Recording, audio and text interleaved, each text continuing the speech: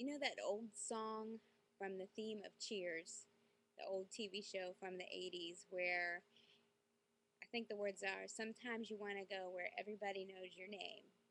I think that show was so successful because it touched on a key human need that we all have. We want to be known. We want to have our words matter. We want to be listened to.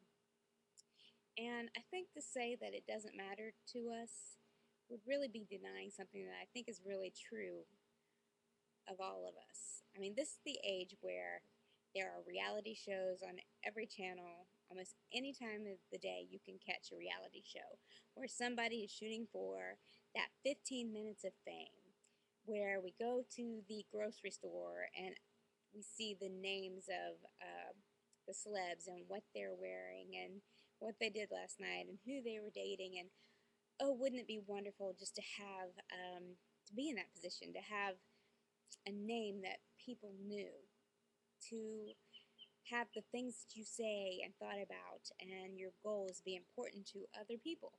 Because I think basically that's just a human need that we want to be known, that each one of us wants to matter. And sometimes it gets a little skewed where we really have a passion to be famous. I think not everybody does, but we all want to matter. And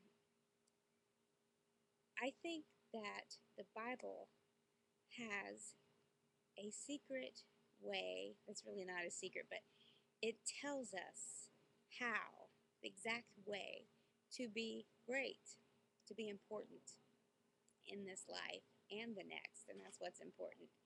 And I am an internet marketer. I market and have been marketing since the early 90s. And people come to me and they want to get their message out and they want to get their name out there. And I think that this truth in the Bible is the same secret marketing tip that is very surprising, actually. And it teaches how you can make a difference and matter. And it's not what you might think.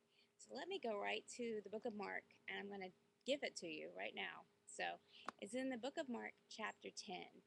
And the story occurs right after Jesus is with his disciples, and he lays it out, just tells them what is going to happen to him in Jerusalem.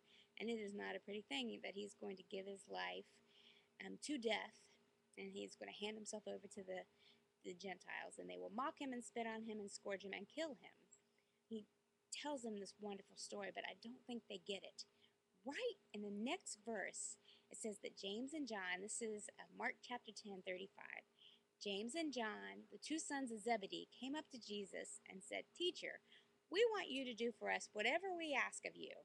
Now, can you imagine the insensitive, I can't even say that word, but being so insensitive that after Jesus tells you that he's going to die, you go up and ask him to do something for you? But they did. And Jesus said to them, "What do you want me to do for you?" And they said to him, "Grant that we may sit, one on your right and one on your left, in your glory." You see, they wanted to matter. They wanted that place of honor. And don't we all want a place of honor? We do. I mean, if you really, truly admit it, we all want to be recognized and we want that place of honor. And so did James and John. But Jesus said to them, "You do not know what you are asking. Are you able to drink the cup that I drink, or to be baptized with the baptism with which I am baptized?" See, what he was asking them, are you willing to go through what I'm about to go through? And they had no idea really what they were asking. So they said to them, "Sure, we are able." And Jesus said to them, "The cup that I drink, you shall drink, and you shall be baptized with the baptism with which I am baptized. But to sit on my right or my left, this is not mine to give you, but it is for those for whom it has been prepared." Okay, now what Jesus is saying, he's saying, look, you're going to get what you're asking for. You are going to go through the things, the suffering that I'm about to go to. And as we read along in the New Testament, that is what happened. But what this is about is that James and John had the desire to be lifted up. They wanted to be honored. Now, They weren't the only ones, because hearing this, the 10 of the other disciples began to feel indignant with James and John, and wouldn't you too? I know I would. Calling them to himself, Jesus said to them, now Jesus is going to give them a little bit of the what for here. He says, you know, talking to all of them, that those who are recognized as rulers of the Gentiles lord it over them, and their great men exercise authority over them. But here is the key to becoming great. And this is what Jesus says in verse 43. But it is not this way among you. But whoever wishes to become great among you shall be your servant. And whoever wishes to be first among you must be slave of all. For even the Son of Man did not come to be served, but to serve, and to give his life as a ransom for many. Now, did you catch that? If you want to be great, you've got to be the least. Jesus was the greatest, and he became the very least when he took on the sins of the entire human race onto himself. He became the least to lift the rest of us up to a place where we could be in communion with God again. So Jesus knew that to be great, you must be a servant and you must be the least. And he was telling them the secret to becoming great from God's viewpoint. And I think this is so true, and we so forget it.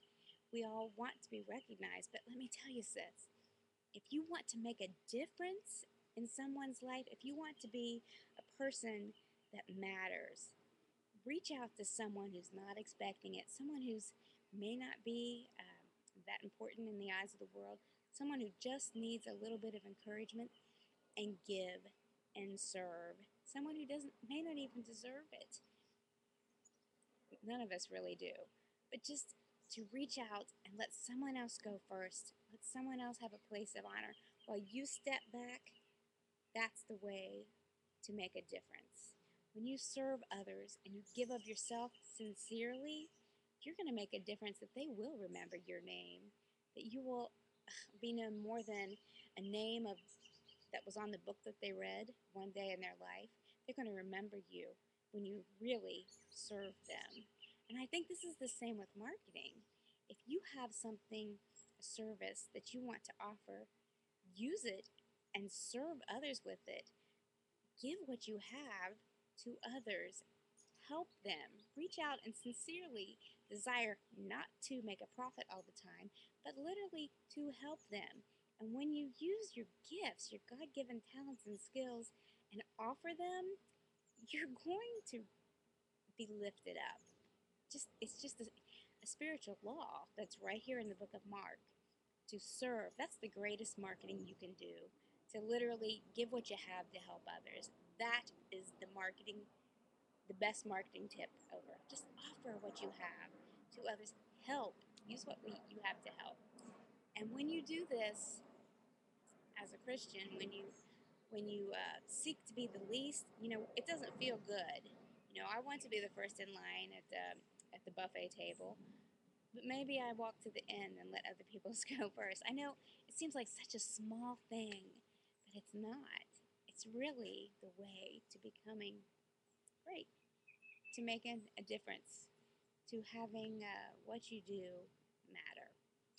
I'm Kelly Langston, and I'm telling you that don't forget that the way to become great is to become the least.